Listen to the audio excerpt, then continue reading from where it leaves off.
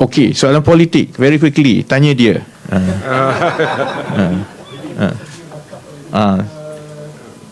Some have blamed about the fuel subsidy.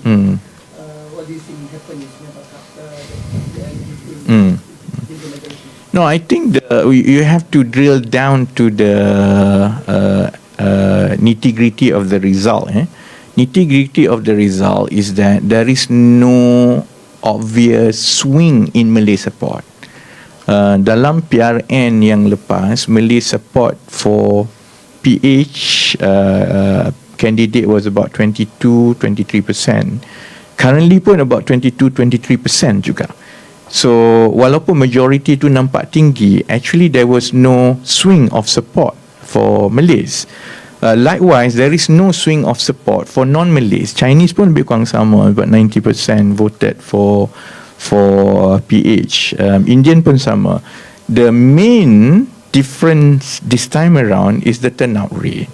And turnout rate itu beza dia tu besar lah. Maksudnya di daerah mengundi yang majoriti Melayu, it hit as high as 80%. Di saluran dan daerah mengundi yang majoriti Cina ada dua lah. Satu sekolah menengah kebangsaan Taman Bandar Mutiara, satu lagi ialah Sungai Bakap kan. The saluran mengundi tu is as low as 45%. Jadi you are looking at the turnout rate of especially Chinese and then to a certain extent Indians are half of the Malay voters.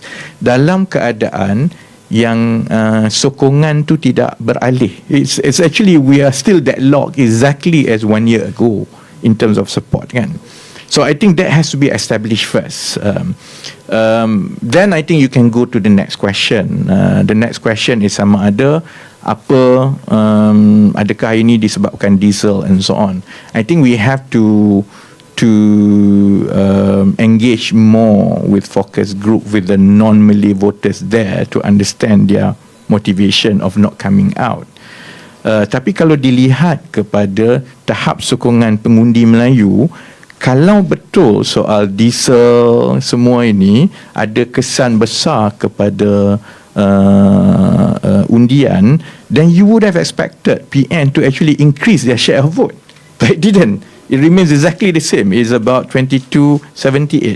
Last year sebelum ada diesel pun macam itu, sekarang selepas diesel pun begitu kan. So I think we have to look at everything in totality kan. So as it is now, if we were to conclude the motivation for the non-Malays not to turn up lah, lower turnout, is it diesel, is it other issues? I think that's something that we have to get more data on lah.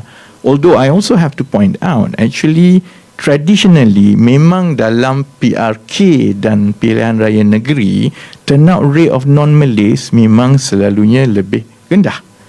Sebab itu I think dia menyentuh Johor sikit lah. Contoh kalau macam PRN Johor kan, PRN Johor contohnya in 2022 kan, BN menang besar.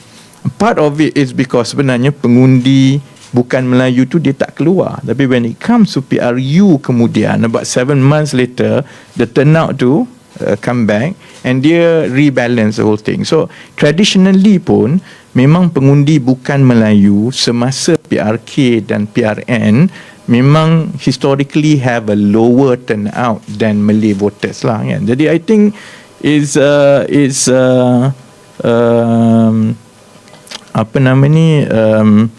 too early for us to conclude anything because the parameters are quite clear. First, memang tidak ada peralihan sokongan kepada siapa-siapa. We are exactly as we were almost a year ago. Secondly, the issue is sebenarnya turnout.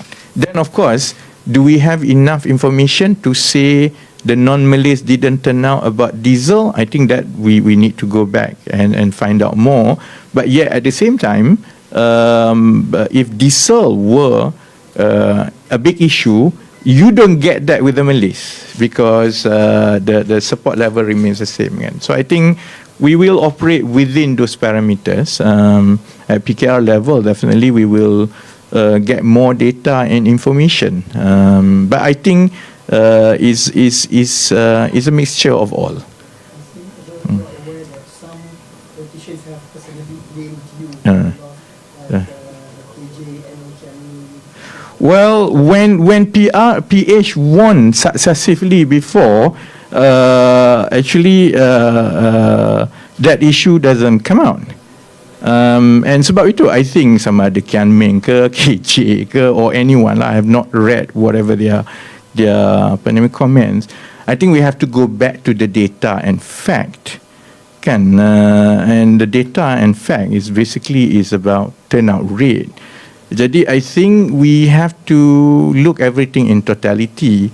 When I was leading the election campaign for PKR, from successive loss in PRN Melaka and then PRN Johor, and then in PRU 2022, and then we did a lot better than what was expected. Dia tak ada pula KJ ke Kian Ming buat komen masa itu. Kan? I think so. I think we have to approach it a bit more scientifically, and therefore you have to look at the parameters and the data and so on. For the time being, to me, it's inconclusive. In fact, we are deadlocked. If anything, one thing that is certain is that the country has not moved forward in terms of political support for the last 12 to 15 months, whatever either sides are doing. And that, to me, is more worrying than anything else. It shows how polarized everything is. So, I think you letak lah Hong Kian Ming ke jadi ke KJ ke apa, I don't think it's going to shift anything. And if anything, that worries me. The how deadlocked the polarization is. Okay? Okay, thank you. Any updates on the plan in reviving HSR? No. No update. Thank you. All right. No, tak ada dah. I dah lambat. I sebenarnya dia orang tengah tunggu untuk gulung di parlimen. Okay. All right. Thank you very much.